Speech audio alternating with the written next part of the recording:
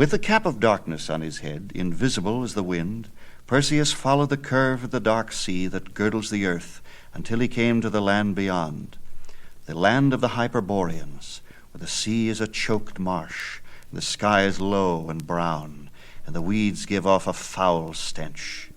Here, he had been told, was where the Gorgons dwelt. He came to earth, picked his way through the rattling weeds, and came to a kind of stone orchard, which looked like one of our own graveyards, a grove of statues. Looking closer, he saw that they were the old, worn-down stone figures of men and beasts, and he realized that he was looking at those who had seen Medusa's face and had been turned to stone between one breath and the next. There was a stone child running, a stone man dismounting from a stone horse, and stone lovers touching. Perseus closed his eyes and took a deep breath. He drew his new moon sword, held it ready, and raised his bright shield. He had to judge all his movements by the weight of things, because the cap of darkness made him invisible even to himself. Now, going silently as he could, he made his way among the terrible stone figures until he heard a sound of snoring. He stood still and looked. Glittering in the muddy light were brass wings. He raised his shield now, not daring to look directly, and held it as a mirror and guided himself by the reflection. In a covering of weeds lay three immensely long, bulky shapes. He saw brass wings and brass claws. Two of them slept as birds sleep, with their heads tucked under their wings, but the third one slept with her face uncovered. Perseus saw the hair of her head stand up and writhe as he looked into his mirror shield, and he knew that it was Medusa. He felt the roots of his own hair prickling with horror, as if they too were turning into snakes. He kept his shield in front of his face and walked backward. The head of Medusa grew larger in the shield. He saw the snakes swelling, writhing furiously, darting their tongues, biting each other in their fury at the stranger's approach, so that their blood ran like sweat over her forehead. He tilted his shield to keep her head in the center, because she was directly below him now. He smelled the terrible stench of the bleeding snakes. Then he raised his sword and, guiding himself by the reflection, struck a savage downward backhand blow, feeling the horror, anger, pride, and pleasure of battle mingling in him like a mighty potion, firing him with the furious triumph of the deed done at the very moment of the doing.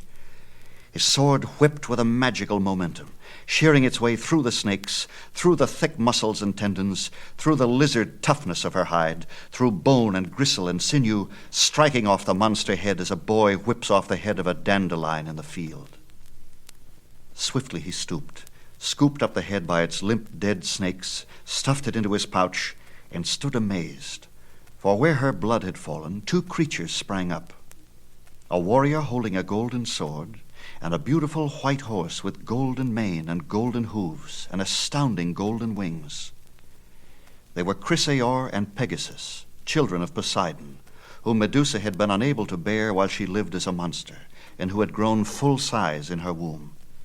But Perseus did not stop to look as the sisters were waking. He sprang into the air and flew off as fast as he could. The Gorgons, without losing an instant, spread their brass wings and climbed into the air and sped after him, howling. He wore the cap of darkness, and they could not see him, but they could smell the blood of the cut-off head, and followed the spoor like hounds of the air, howling. He did not dare look back, but heard the clatter of their brass wings and the snapping of their great jaws. Athena, however, had cobbled well, magically well. His sandals carried him faster than the Gorgons could fly. He drew away from them until he heard only a faint tinkle and a cry like wind bells chiming. Then he lost them altogether. Perseus had his prize. Medusa's head was wet and fresh in his pouch, and he was eager to get back to Sapphirus, to boast to his mother, and to make Polydectes eat his words. But first he had promises to keep. Therefore he flew back to the island of the Hesperides and danced with the three apple nymphs. All night they danced in the orchard. They danced him as they had never danced a marauder before. They whirled him among the trees, one after the other, then all together, faster and faster. He grew drunk as a bee on their apple fragrance, their ruddy skin and their petal touch. He was a hero. He had just finished his first quest, killed his first enemy. He was drunk on triumph, too, strong with joy. He danced and strutted and gleamed. When dawn came, he saluted it with a great bawling, golden-voiced challenge. He celebrated like a hero, and the nymphs were so giddy with pleasure that they watched him helping himself to a golden apple from Hera's tree and only smiled. But now the ground trembled. The sky growled thunderously. It was full morning now. The mist that had been hiding the eyes of Atlas had blown away, and the Titan looked down and saw his daughters enjoying themselves in the orchard, a sight he could not endure.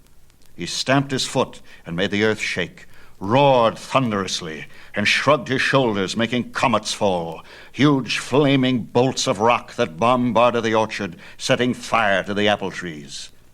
Perseus's blood rose as murder sang in his heart. He flew straight toward Atlas's mighty face, poised there before the gargantuan frown, and standing on air, opened his pouch and drew out Medusa's head. The Titan turned to stone.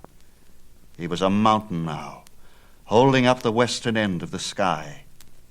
It is a mountain till this day, Mount Atlas. "Farewell," shouted Perseus.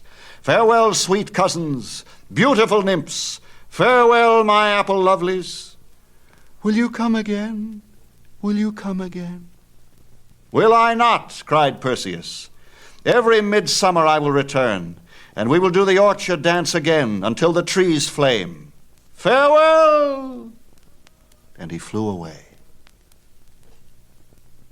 Southward he flew, then eastward. He crossed a desert, and now far below he saw the first gleam of that matchless blue that belonged to his own sea. But as he followed the Philistine shoreline, which is the eastern boundary of that sea, he saw a very strange sight.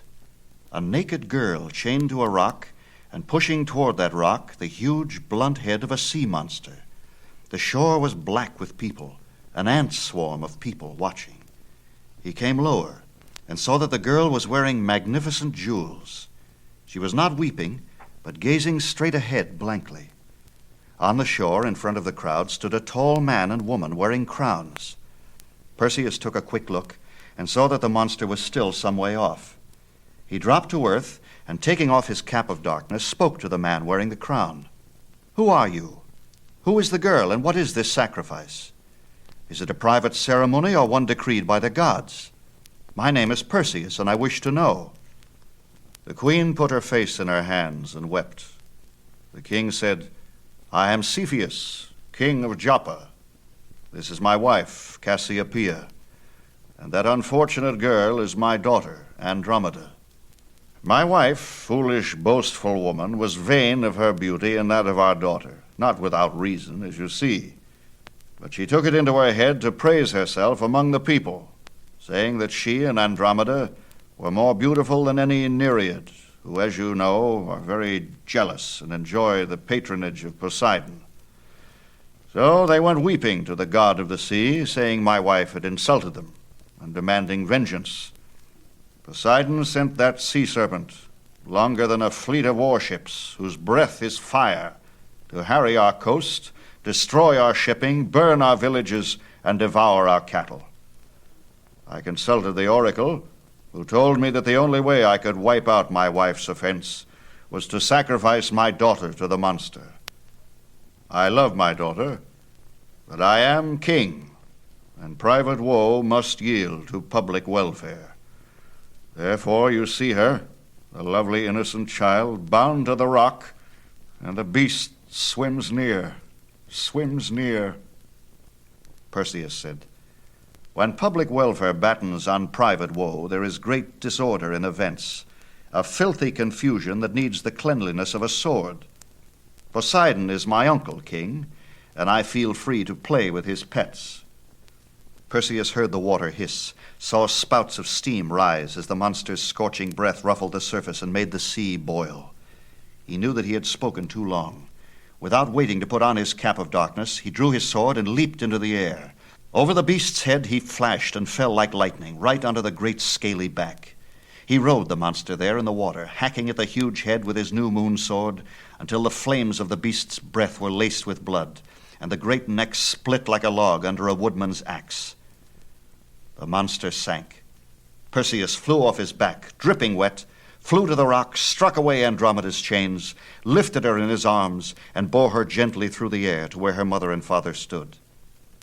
"Here is your daughter," said Perseus, "but only briefly, very briefly, for I claim her as my bride." "As your bride?" shouted Cepheus. "What do you mean? Do you think I shall give my daughter Andromeda, the most richly dowered princess in the East, to an unknown vagabond?" "I may be a vagabond," said Perseus, "but I shall not long be unknown. If you were not going to be my father-in-law, Cepheus, I should explain to you what kind of fool you are. For the sake of family harmony, however, I shall forbear. You were content to serve your daughter up as dead meat to this monster as the price of your wife's vanity, because he came well recommended. But you refused to give her, warm and alive, to him who slew the monster. And why? Simply because it is unexpected. Father-in-law or not, you are a fool, Cepheus, a pitiful fool. And if by word or deed you seek to prevent me from taking your daughter, you will be a dead fool. I do not ask your leave. I am announcing my intention. Say goodbye to your parents, Andromeda." Perseus lifted her in his arms again and flew away. When he landed on Sapphirus, he was amazed to find the island deserted. His mother was not at home, nor was anyone in the village. He hurried to the castle and found it blazing with light. There was a clamor of shouting and laughter and a clatter of weapons. He forced his way through a crowd of revelers and entered the throne room. There he saw his mother, deathly pale, but loaded with jewels, sumptuously garbed, her beautiful bare white arm in the swarthy clutch of Polydectes. Now Perseus understood that the king had taken advantage of his absence to force Danae to marry him. He had returned just in time. His great voice clove the uproar. "Polydectes! Ho!" All voices ceased. The king stood rigid, staring at him, his face fixed in an amazed snarl. Perseus saw him gesture to his guards. They drew their swords and stepped forward, 20 of them. "I have brought you your gift, Polydectes," said Perseus. "Your wedding gift. Remember, different bride, same gift." He put his hand into his pouch. "Mother!" he shouted. "Close your eyes!" He drew out the head of Medusa, and the throne room became a grove of statues. Stone guards stood with stone swords upraised. One held a javelin, about to plunge it into Perseus's back. A statue of Polydectes, mouth frozen in a scream. Among all the frozen shapes of terror and wrath, the white, beloved, trembling figure of his mother, Danae. He put the head in his pouch, stepped to Danae, and took her in his arms. "Be happy, mother," he said. "I am home now. Your danger is a dream. Your enemy has become his own monument." "It is the gods," she whispered. "Their whim is implacable. Their caprice our fate. Look, Perseus." She led him to one of the stone figures, a bearded old man wearing a crown. "Who is that?" "Your grandfather, Acrisius, one of the guests attending the nuptials of a fellow king. He did not know that I was the bride." "Your father? He who shut you in the tower?" "Shut me there to thwart the prophecy that his grandson would kill him." "Delighted to oblige," said Perseus. "I never did fancy his style. Shut you up in a dungeon. Met another parent like that recently. Oh, that reminds me. Come home. I want you to meet your daughter." It was Perseus's own wedding night, but before he received his bride, he went to the temple of Athena and the temple of Hermes to thank them for what they had done. He made them gifts. He gave the bright shield to Athena, a very curious shield now, permanently emblazoned with the reflection of Medusa's head, which had burned itself on the metal. The cap of darkness to Hermes. He very much wanted cap and shield for himself, but he knew that gods who give gifts expect a rich return. However, he did keep the winged sandals and the new moon sword. He knew that his deeds had just begun, and that he would have a great deal of traveling and fighting to do in the days to come. As for Medusa's head, it was too dangerous to keep. He threw it into the sea. It sank to the bottom, where it still rests, pushed here and there by the tides, passing islands, making coral where it goes.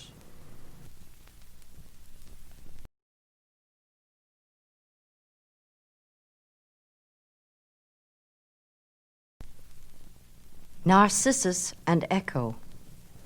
Of all the nymphs of river and wood, a dryad named Echo was the best beloved. She was not only very beautiful and very kind, but had a haunting musical voice.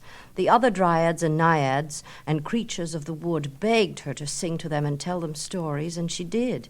She was a great favorite of Aphrodite, who used to come all the way from Olympus to chat with Echo and listen to her tales. Being goddess of love, she was especially concerned with gossip, which is mostly about who loves whom and what they are doing about it. And Echo kept her entertained as no one else could. Aphrodite said, "All the world asks me for favors, Echo, but not you. Tell me, is there not someone you would wish to love? Some man, boy, god? Just name him, and I will send my son Eros, who will shoot him with his arrow and make him fall madly in love with you." But Echo laughed and said, "Alas, sweet Aphrodite, I've seen no man who pleases me, and gods are too fickle. Man and boy, I look at them all very carefully, but none seems beautiful enough to match my secret dream. When the time comes, I shall ask your help, if it ever comes." "Well, you are lovely enough to demand the best," said Aphrodite. "On the other hand, the best happens only once, and who can wait so long? However, I am always at your service."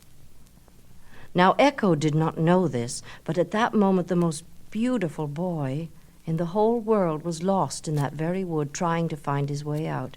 His name was Narcissus, and he was so handsome that he had never been able to speak to any woman except his mother, for any girl who saw him immediately fainted. Of course, this also gave him a very high opinion of himself, and as he went through the woods he thought, "Oh, how I wish I could find someone as beautiful as I.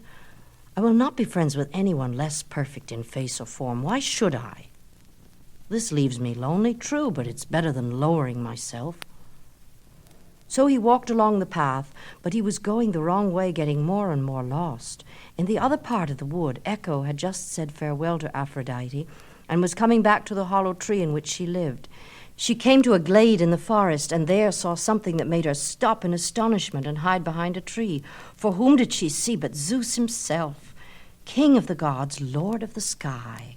He was leaning on his volt-blue lightning shaft, holding a river nymph by the shoulder, and she was smiling up at him. "Well," said Echo, "he's at it again. Won't Aphrodite enjoy hearing about this?" But then her attention was caught by something else. She turned to see a tall, purple-clad figure moving through the trees toward the glade. She recognized Hera, queen of the gods, jealous wife of Zeus, and she realized that Hera must have heard of what Zeus was doing and was coming to catch him. And so the kind-hearted nymph hurried forward and curtsied low before Hera, saying, "Greetings, great queen. Welcome to the wood." "Hush, fool," whispered Hera. "Don't say a word. I'm trying to take someone by surprise." "This is a proud day for us," said Echo, thinking swiftly, "to be visited by so many gods. Just 2 minutes ago, Zeus was here looking for you." "Zeus? Looking for me? Are you sure?" "The great Zeus, your husband. He asked me whether I'd seen you. Said he had heard you were coming this way, and he wished very much to meet you. When I told him I had not seen you, he flew off looking very disappointed." "Really? Can it be so? Zeus looking for me? Disappointed? Oh, well, miracles never cease. Which way did he go?" "Oh, toward Olympus." "Thank you, child," said Hera. "I'll be going too." And she disappeared. In the meantime, Zeus, hearing voices, had hidden himself and the river nymph in the underbrush. When Hera left, he came out, and to thank Echo, he gave her a shining blue sapphire ring from his own finger.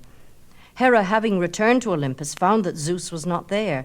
She realized that something was wrong and sped back to the forest. The first thing she saw was Echo admiring a large sapphire ring that burned on her finger like a fallen star. Hera recognized the ring and immediately understood that the nymph had tricked her in some way and had been given the ring as a reward. "Wretched creature," she cried, "I know what you have done. I see the gift you have been given. And I would not have it said that my husband is more generous than I. So I, too, shall reward you for what you have done. Because you have used your voice for lying, you shall never be able to say anything to anyone again, except the last words that have been said to you. Now try lying." "Try lying," said Echo. "No more shall you meddle in high concerns. No more shall you gossip and tell stories and sing songs, but endure this punishment forevermore." "Evermore," said Echo, sobbing. And Hera went away to search for Zeus, and the nymph, weeping, rushed toward her home in the hollow tree. As she was going, she saw once again the dazzling brightness that was the face of a god, and she stopped to see. It was no god, but a lad about her own age, with black hair and eyes the color of the sapphire Zeus had given her. When she saw him, all the grief of her punishment dissolved, and she was full of a great laughing joy. For here was the boy she had been looking for all her life, as beautiful as her secret dream, a boy she could love. She danced toward him. He stopped and said, "Pardon me, but can you show me the path out of the wood?" "Out of the wood?" said Echo. "Yes," he said. "I'm lost. I've been wandering here for hours, and I can't seem to find my way out of the wood." "Out of the wood?" "Yes. I've told you twice I'm lost. Can you help me find the way?" "The way?" "Are you deaf, perhaps? Why must I repeat everything?" "Repeat everything?" "No, I will not. It's a bore. I won't do it." "Do it." "Look, I can't stand here arguing with you. If you don't want to show me the way, well, then I'll just try to find someone who can." "Who can?" Narcissus glared at her and started away, but she came to him and put her arms around him and tried to kiss his face. "Oh, no. None of that," said Narcissus, shoving her away. "You're just like all the rest of them, aren't you? They faint and you say stupid things. Stop it! You can't kiss me." "Kiss me." "No." "No." And she tried to kiss him again. Again he pushed her aside. She fell on her knees on the path and hugged his legs and lifted her lovely tear-streaked face to his, trying to speak. But she could not. "No," he said, "let go. You can't hold me here. I will not love you." "Love you." He tore himself from her grip and strode away. "Farewell," he called. "Farewell." She looked after him until he disappeared, and when he was gone, she felt such sadness, such terrible tearing grief, such pain in every part of her, that it seemed she was being torn apart by white-hot little pincers, torn flesh from bone. And since she could not speak, she said this prayer to herself. "Oh, Aphrodite, fair goddess, you promised me a favor. Do me one now. Hear me, though I am voiceless. My love has disappeared, and I must disappear too, for I cannot bear the pain." And Aphrodite in the garden on Olympus heard this prayer, for prayers do not have to be spoken to be heard. She looked down upon the grieving nymph and pitied her and made her disappear. Her body melted into thin, cool air so that the pain was gone. All was gone, except her voice, for Aphrodite could not bear to lose the sound of that lovely storytelling voice. The goddess said, "I grant you your wish, and one thing more. You have not asked vengeance upon the love that has betrayed you. You are too sweet and kind. But I shall take vengeance nevertheless. I decree now that whoever has caused you this pain will know the same terrible longing. He will fall in love with someone who cannot return his love, and will forever desire and never achieve." But Narcissus knew nothing of this, of Echo's grief, nor Aphrodite's vow. He wandered the forest path, thinking, All these girls who love me on sight, it's too bad I cannot find one as beautiful as I. For until I do, I shall not love, and all their loving will be only vexation to me. He sat down on the bank of a river to rest. Not a river, really, but a finger of the river, a clear little stream moving slowly through the rocks.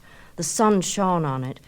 It became a mirror, holding the trees and the sky upside down, and a small, silver, trembling sun. And Narcissus, looking into the stream, saw a face. He blinked his eyes and looked again. It was still there. The most beautiful face he had ever seen, as beautiful he knew as his own, but with a nimbus of light behind it so that the hair was blurred and looked long like a girl's. He gazed and could not have enough of it. He knew that he could look upon this face forever and still not be satisfied. He put out his hand to touch her. The water trembled and she disappeared. A water nymph, he thought. A lovely dryad.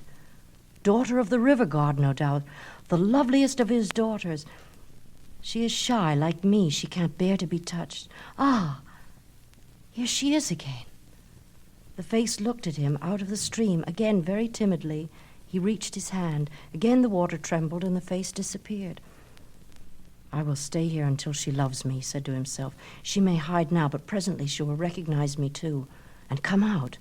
And he said aloud, "Come out, lovely one."